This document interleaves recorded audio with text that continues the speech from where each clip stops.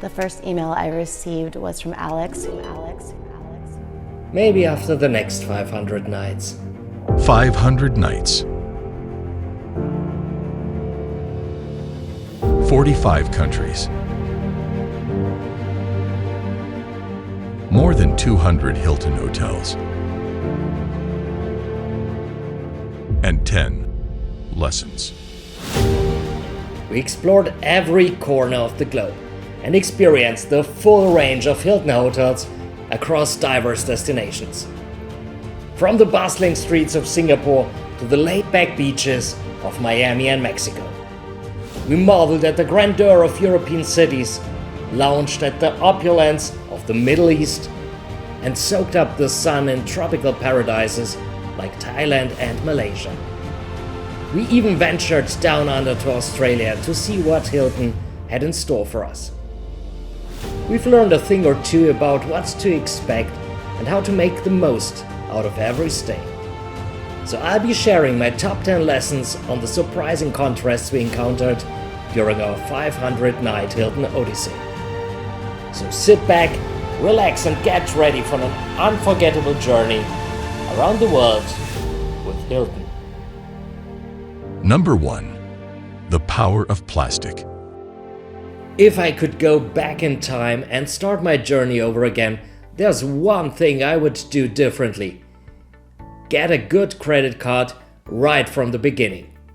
It's a lesson I learned the hard way during my travels around the world. I realized that setting the basis right from the start is key to making the most of your stays. By having the right card, you can accumulate points quickly and easily, which leads to free nights and a range of amenities without spending extra money. I discovered that the US Amex Aspire card is by far the best option for generating points, while other cards like Germany's Visa simply don't measure up.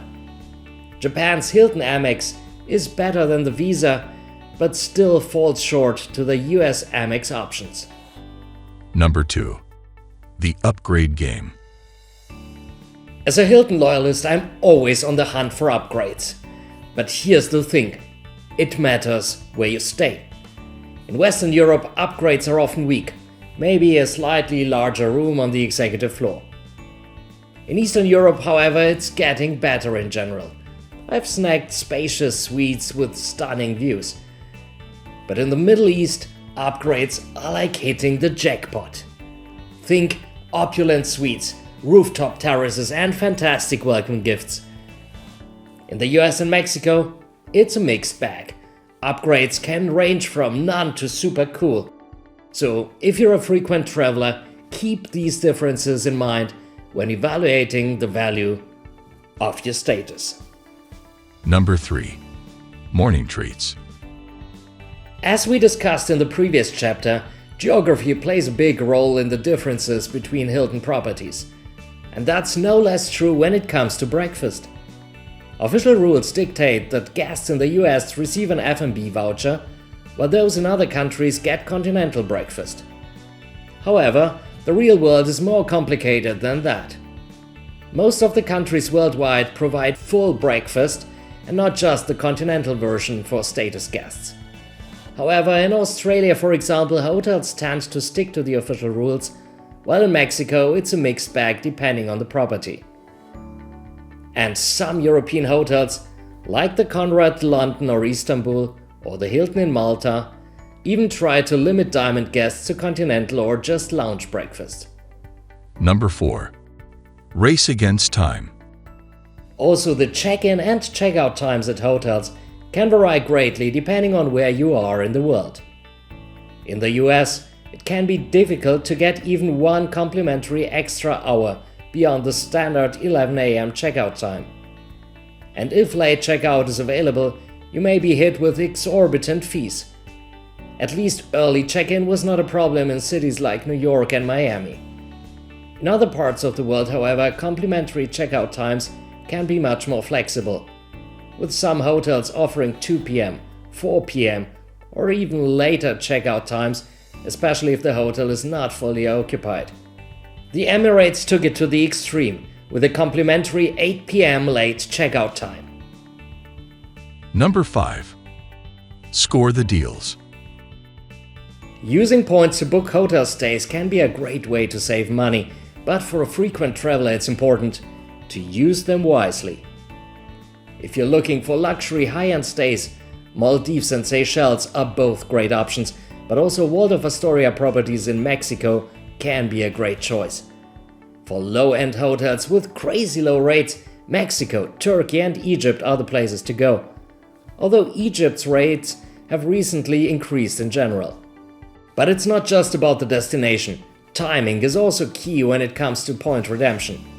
High season or special occasions can cause hotel prices to skyrocket, making it the perfect time to use your points.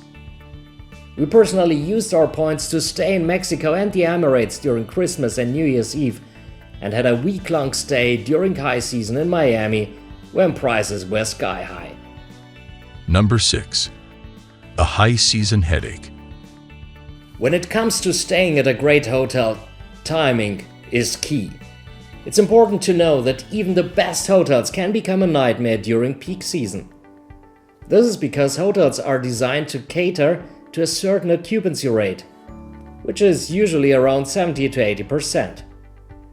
During peak season, however, the hotel can exceed this occupancy, which leads to overcrowding, long wait times, and less attention to detail. To avoid this, it's crucial to plan your travels during low season or off-peak times. Not only will you get the most out of your stay, but you'll also save money. However, if you must travel during special times of the year, an alternative is to go to a less crowded country or area. For example, instead of going to a crowded beach hotel in Dubai, take a city hotel in Abu Dhabi for Christmas and save the beach hotel for another time of the year. This way, you can still have a great vacation without the hassle of overcrowded hotels and attractions. Number 7. The price puzzle. Imagine you're planning a trip within the US and you start browsing for hotels. You find a great deal on a hotel in Miami on the Hilton app, but when you go to book it on the website, the price has gone up. At some point you notice that the prices are displayed differently depending on the system.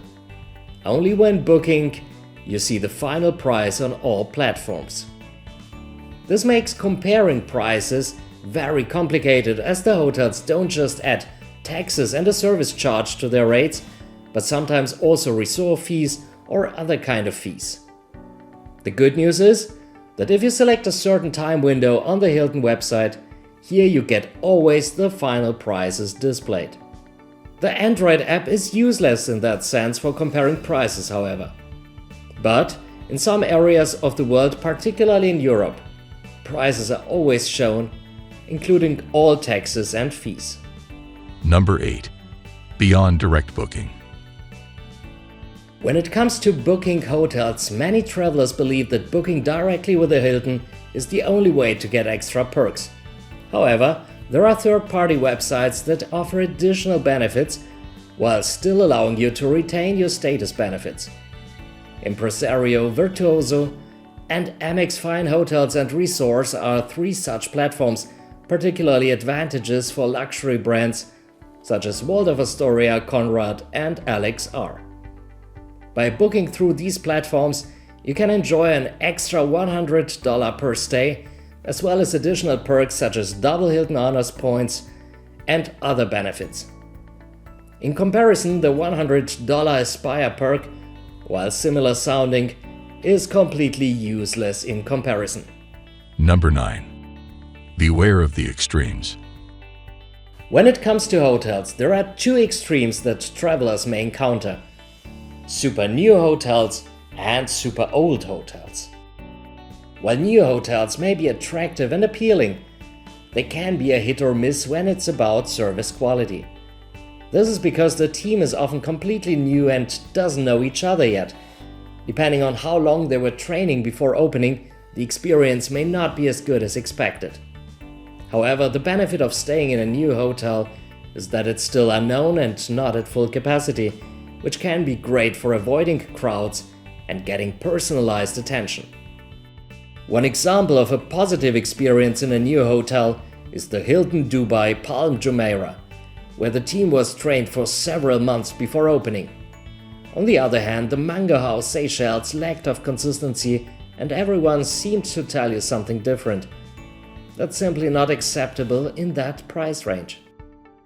When it comes to old hotels, while they may have a certain charm and appeal, it's important to watch out for the details. While the pictures may still look nice on first sight, upon closer inspection you may find that the rooms are outdated. The carpets are old and the furniture is past its prime. This can result in an unpleasant stay that doesn't live up to your expectations. On a road trip in the United Kingdom, after the third night in a row of encountering unpleasant rooms, we cancelled the rest of the trip and rebooked with different hotels considering what I just said. Number 10. The tricky business. Hilton Grand Vacations is the timeshare brand of Hilton, and they often lure people into presentations with offers of points or discounts on hotel stays. Some of these deals seem too good to be true. 4 nights for just $300 with an additional 150,000 points, for example. But the catch is that you have to attend a 2-hour presentation.